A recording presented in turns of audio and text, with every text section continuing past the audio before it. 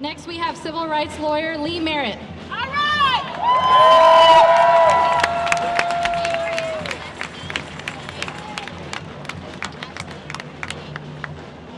I'm the most uncoordinated person I know, so bear with me. Can I hear y'all say this with me one time? Tear them down. Tear them down. Tear them down! Tear them down! Tear them down! Tear them down! Tear them down! Now, Tear them down! I watched my brother Michael Waters take on this struggle for some time, and I said, you know what, that's not my fight. I'll stay in my lane.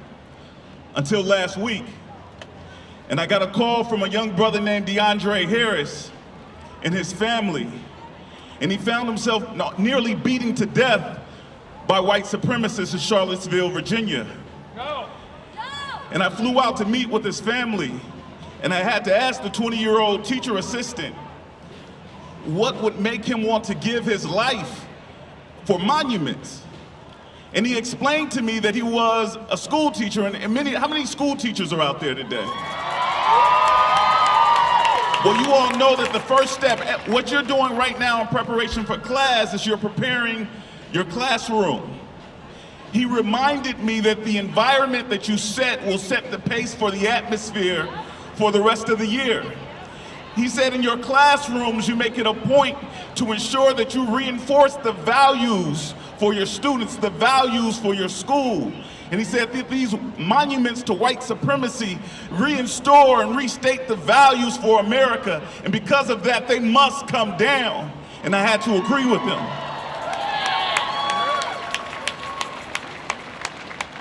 And if I might borrow from my brother Michael Waters, I'm not a pastor, but I've read the Bible a few times. And I remember that there were quite a few monuments in them. In fact, the people of Israel were instructed to build 12 monuments when they entered the Promised Land. And God gave them a special instruction. He explained to them why they were building monuments. And he said, when your children ask you, why are these monuments here? You tell them what you went through. You remind them about the greatness of your God. And I first learned about these monuments here in Dallas about this time last year, and I was with children. I was actually with my oldest son. You see, we were at a free speech rally right here in this plaza, and we decided to play Pokemon afterwards. And it turns out that monument is the site of a gym battle for Pokemon. And so my son led me over there, and he pitted Gyarados against Pikachu and lost. And then he found himself standing in front of these pristine monuments to white supremacy. And my son looked up at me and he said, Daddy, what do these stones mean to you?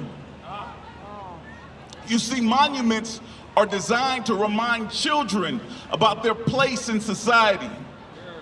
And I had to look down at my 7-year-old son and explain to him what those monuments meant. Now, I'm going to bore you all because after he asked me that, I spent some time reading over the Dallas Observer and the Dallas Morning News from 1896. Dallas was going through a change itself when that monument was erected.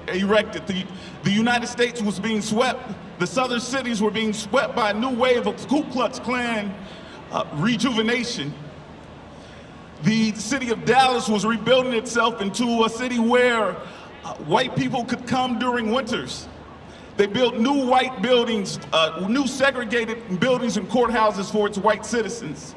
And in fact, the leadership of Dallas lifted up a man by the name of, and I don't want to get his name wrong, Mark Black. And they equipped him with white gloves, and they made him their sheriff, and they gave him a long black rod, silver rod wrapped with black leather, that he used to brutalize the black citizens of America. That long silver rod became known as a billy club. And he used that to reinforce white supremacy throughout the city of Dallas.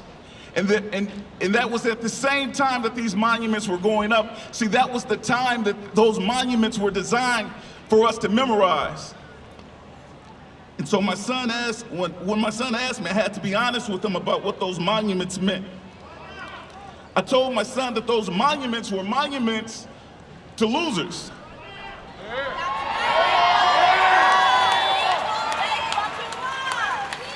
And my son asked me, of course, at 6 years old, he said, "What is a monument?"